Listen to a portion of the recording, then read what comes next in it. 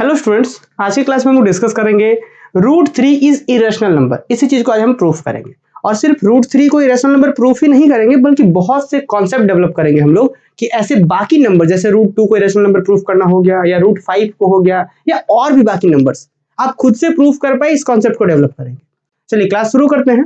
और सबसे पहले इस हम √3 को इरेशनल नंबर प्रूफ करें, लेकिन एक छोटा सा बेसिक बात हम आपको बता दें कि भाई जितने भी रियल नंबर्स होते हैं, रियल नंबर्स क्या होते हैं आपको याद होना चाहिए था कि वे सारे नंबर्स जो नंबर लाइन पे प्लॉट किए जा सकते हैं, जिसे रियल नंबर्स कहते हैं। आपको पता है पूरा रियल नंबर सिर्फ दो कैटेगरी में डिवाइड है, रैशनल या इरेशनल। जितने भी रियल नंबर्स हैं वो दो ही कैटेगरी में होंगे, या तो रैशनल होगा या तो इरेशनल होगा। तो जैसे कि एक एग्जांपल देखिए, मान लीजिए कोई एक नंबर मैंने आपको दे दिया, तो वो अगर रियल नंबर मैंने आपको दिया तो वो रियल नंबर या तो रैशनल होगा या तो इरेशनल, इसी दो में से कोई एक होना पड़ेगा। अगर मैं आपको ये कह दूं कि मैंने जो नंबर दिया है वो रैशनल नहीं है, क्या मैंने बोला वो रैशनल नहीं है, तो रैशनल नहीं है तो ऑब्वियस है क्या होगा, इरेशनल। यही कॉन्सेप्ट समझना है कि रियल नंबर सिर्फ दो कैटेगरी में डिवाइड होते हैं, रैशनल या इरेशनल। मैंने कहा कि मैंने आपको एक रियल नंबर दिया और वो रियल नंबर मैं ये भी बोल रहा हूं कि रैशनल नहीं है। जब रैशनल नहीं है तो क्या होगा, इरेशनल। इसी कॉन्सेप्ट पे चल के बात करेंगे, प्रूफ करेंगे। क्लियर है? तो आगे बढ़े हम लोग, इसके प्रूफ में आगे बढ़े और भी कुछ कुछ बातें आएंगी तो हम आपको बताते चलेंगे, ठीक है। चलिए तो देखिए यहाँ पे क्या है भाई कि prove that √3 is irrational number.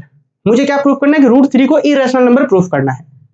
तो भाई अब जस्ट हम क्या करेंगे, इसके जस्ट उल्टा मान लेंगे कि if possible let us suppose √3 is rational number. हम इसको जस्ट एक उल्टा मान लिया हमने खुद से। अब ये क्यों कर रहे हैं पता है, एक छोटा सा और कॉन्सेप्ट सीखिए आप यहाँ पे। जैसे कि मान के चलिए कि आप क्या है, आप अपने फ्रेंड के घर जा रहे हैं, किसी सड़क से किसी रोड से आप अपने फ्रेंड के घर जा रहे हैं और वो सड़क कुछ ऐसा है, आप ऐसे गए और यहाँ पे एक टर्न मिल गया आपको, एक सड़क इधर चला गया, एक रोड इधर चला गया और एक रोड इधर चला गया, कुछ ऐसा। आप यहां से जा रहे थे फ्रेंड के घर, एक टर्न मिला, ध्यान से सुनिएगा, एक टर्न मिला और आप इस रास्ते चले गए और आपने देखा कि भाई हम जिस रास्ता गए वो रास्ता तो उधर तो मेरा फ्रेंड का घर था ही नहीं। तो हम क्या कह सकते हैं, कंक्लूजन क्या निकलेगा कि अच्छा जिस रास्ते हम गए थे वो गलत था, तो सही कौन था, ये वाला। तो इधर गए भी नहीं हम और हम पता कर दिए कि हाँ ये वाला सही है। तो इसको कहते हैं कॉन्ट्राडिक्शन मेथड। मतलब कॉन्ट्राडिक्शन मेथड में क्या होता है कि अगर किसी को प्रूफ करना है कि जैसे फ्रेंड का घर मेरा, हमने क्या, हम फ्रेंड के घर जा रहे थे, हम इस रास्ते गए और देखे कि यार इधर तो हम चलते चले गए और रास्ता उस फ्रेंड का घर मिला ही नहीं, इसका मतलब फ्रेंड का घर इस रास्ते में था। तो देखिए हम इधर गए भी नहीं और प्रूफ कर दिए कि हाँ फ्रेंड का घर इधर है। समझ पाए, इसको बोलते हैं कॉन्ट्राडिक्शन मेथड। तो देखिए इसमें क्या कॉन्सेप्ट है, मुझे प्रूफ करना था √3 को इरेशनल नंबर, है ना, मुझे √3 को इरेशनल नंबर प्रूफ करना था, पर हम जस्ट इसके उल्टा मान ले रहे हैं। क्या हम बोल रहे हैं कि if possible let us suppose that √3 is rational number. √3 को जस्ट हम रेशनल मान दिए और मान तो दिया हमने रेशनल, और थोड़ी देर बाद कैलकुलेशन करेंगे रेशनल के हिसाब से और देखेंगे भाई गड़बड़ हो गया, मतलब कॉन्ट्राडिक्शन मिल गया। कॉन्ट्राडिक्शन ये कि अगर रेशनल मानते हैं तब तो सारा चीज गड़बड़ हो जाएगा, है ना, मतलब सारा चीज उल्टा पुल्टा होने लगेगा। क्या होगा हम बताएंगे आपको। जैसे हमने रेशनल माना ना तो आगे गड़बड़ी हो जाएगा, तो मतलब रेशनल नहीं हो सकता।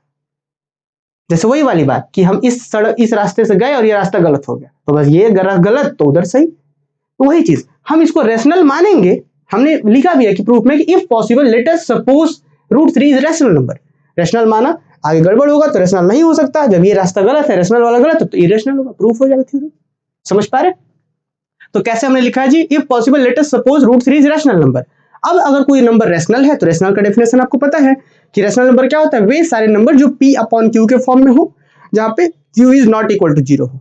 ध्यान रहे अगर हम आपसे क्वेश्चन पूछे कि बताइए 4/6 क्या एक रैशनल नंबर है, तो आपका जवाब होना चाहिए हाँ रैशनल नंबर तो है, लेकिन ये सिंपलेस्ट फॉर्म में नहीं है।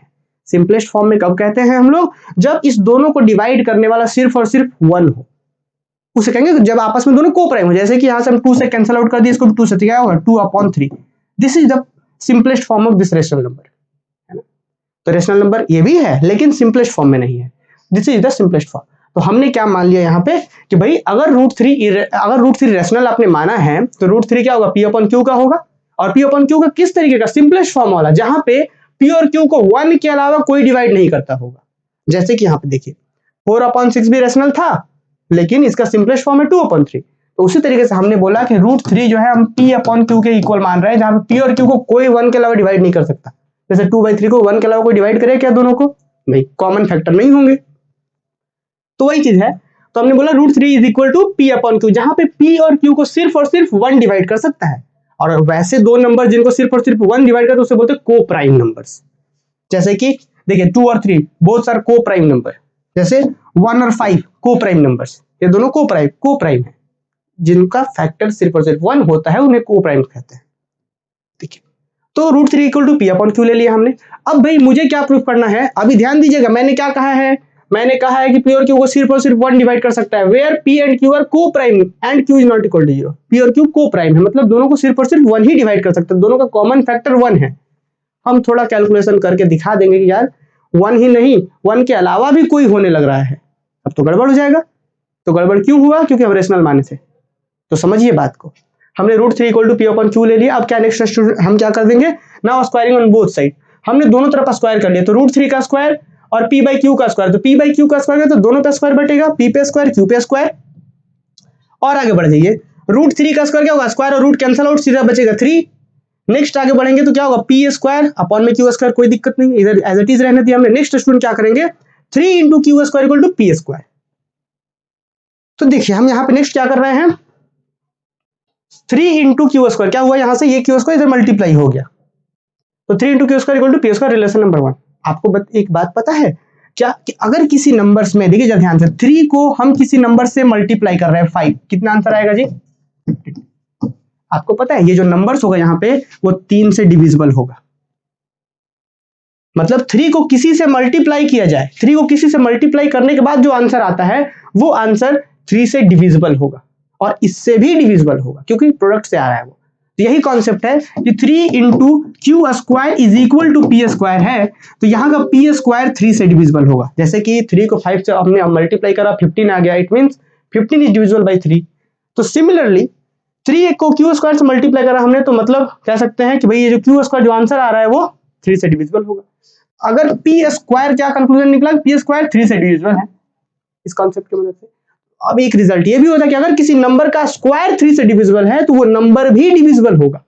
ध्यान दीजिएगा, कोई नंबर का स्क्वायर 3 से डिविजिबल है तो वो नंबर p भी 3 से डिविजिबल होगा, यही हमने लिखा है कि 3 Q square equal to P square है, it means therefore P square is divisible by 3। अगर पी स्क्वायर 3 से डिविजिबल है तो also p is divisible by 3, तो p किससे डिविजिबल हो गया, 3 से डिविजिबल हो गया। थोड़ा थोड़ा गड़बड़ी मिलने लगा है, देखिए तो अभी तुरंत हमने कहा था p के 1 के अलावा कोई डिविजिबल नहीं था, देखिए तो मतलब p को अभी 3 डिवाइड करने लगा है। थोड़ा सा और आगे बढ़ेंगे, अब दिखा देंगे q को भी 3 से डिवाइड होने लग रहा है। तो अभी तो हमने कहा था p और q का सिर्फ और सिर्फ कॉमन फैक्टर 1 है, को प्राइम है, बोथ आर को प्राइम नंबर्स। अभी देखिए कैसे, तो हमने क्या कहा, यहां से कहा कि पी स्क्वायर 3 से डिविजिबल है, also p is divisible by 3, मतलब p को 3 डिवाइड करता है। ठीक इसी के बाद हम और आगे बढ़ जाते हैं। और एक बात बताइए आप लोग कि अगर कोई नंबर को, जैसे कोई नंबर 9 हो गया, इसको 9 को 3 डिवाइड करता है, 12 को, कोई नंबर 12 जिसे 3 डिवाइड करता है, तो वे कोई भी नंबर जिसे 3 डिवाइड करता है ना, उस नंबर को 3 के मल्टीपल्स के रूप में लिख सकते हैं। जैसे ये 12, तो 12 को क्या लिख सकते हैं हम, 3 इंटू 4। जैसे 15 को 3 डिवाइड करता है ना, तो इसको लिख सकते हैं 3 इंटू 5। तो कोई नंबर जिसे 3 डिवाइड करता है उसे 3 के मल्टीपल्स में लिख सकते हैं, तो वही चीज लिखा हुआ है।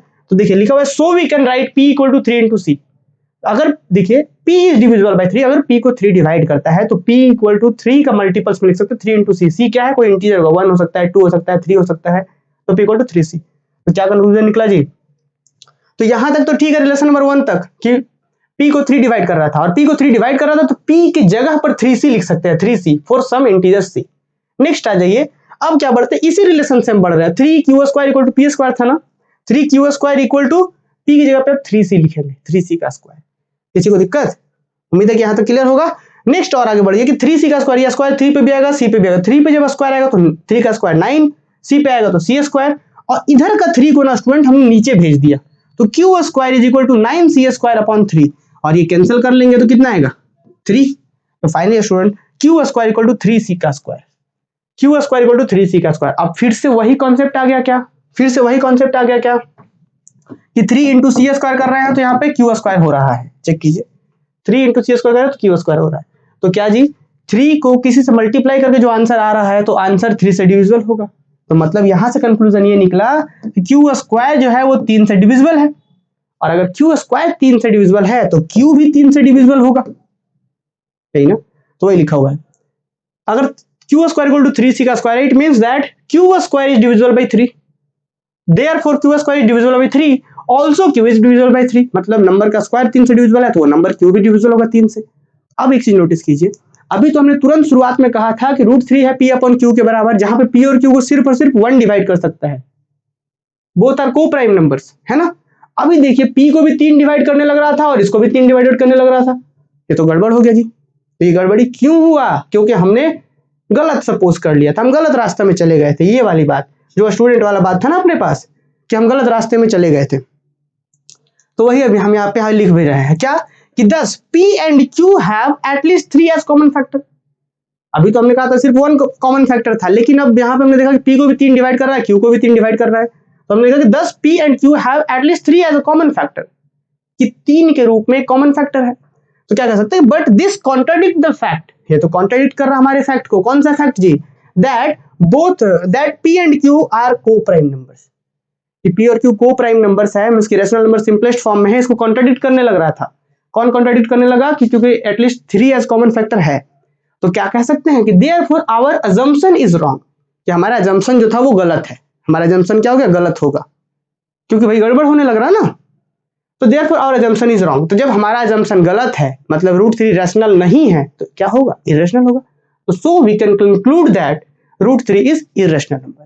ठीक इसी तरीके से हम लोग √2 को भी प्रूव कर सकते हैं इरेशनल, √5 को भी प्रूव कर सकते हैं, और इसी को बेस बनाते हुए जो सीबीएसई में एग्जाम्स में पूछे जाने हैं और भी आपके बोर्ड्स अदर बोर्ड्स के एग्जाम में पूछे जाने हैं, उन क्वेश्चन को भी डील करेंगे। तो आप लोग चैनल को सब्सक्राइब कर लीजिए और हमारे टेलीग्राम चैनल भी ज्वाइन कर लीजिए, डिस्क्रिप्शन में लिंक है, ताकि यहाँ से इन सभी चीज़ों का PDF आपको मिल पाए। चलिए मिलते हैं अगले क्लासेस में।